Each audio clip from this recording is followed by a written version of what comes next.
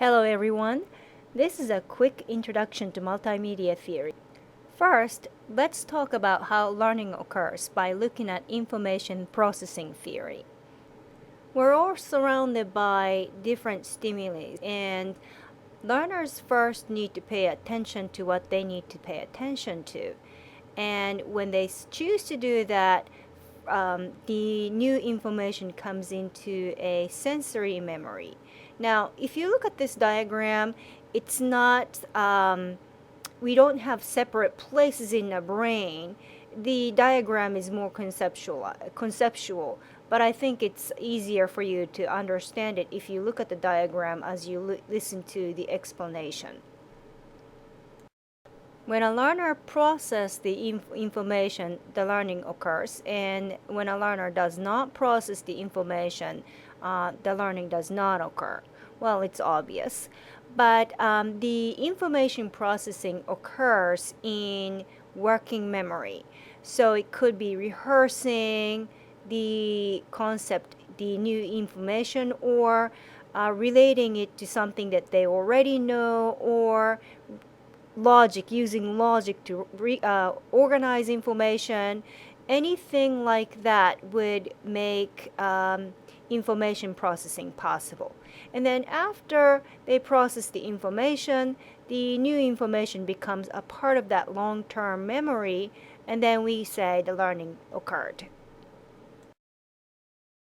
We all have to remember that capacity of working memory is limited. It's about 7 span of information, plus minus 2. When a teaching environment forces learners to process more information than they can handle, we call this phenomena cognitive overload. Have you ever, for example, listened to a lecture that goes really fast, more than you can process, and you can't really keep up with the note-taking? In that instance, you are experiencing cognitive overload. Now let's take a look at the mental model for multimedia theory. There's a dual channel assumption. In other words, we process the information through eyes, visuals, and we also process the information through the audio channel. So the visual channel and the audio channel. In general, learning is effective when both visual and audio channel are both being utilized. However, we have to remember that there are multimedia specific reason for cognitive overload to occur.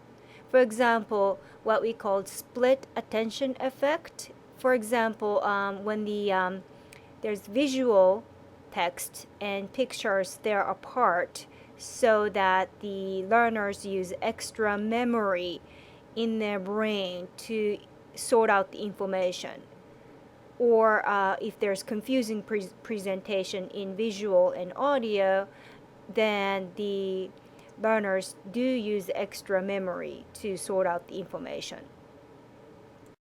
Also, when learners have to read the identical text and listen to the same content, then the memories are utilized for visual and audio, and then that creates extra memories to be used, and so therefore that becomes the cause for cognitive overload.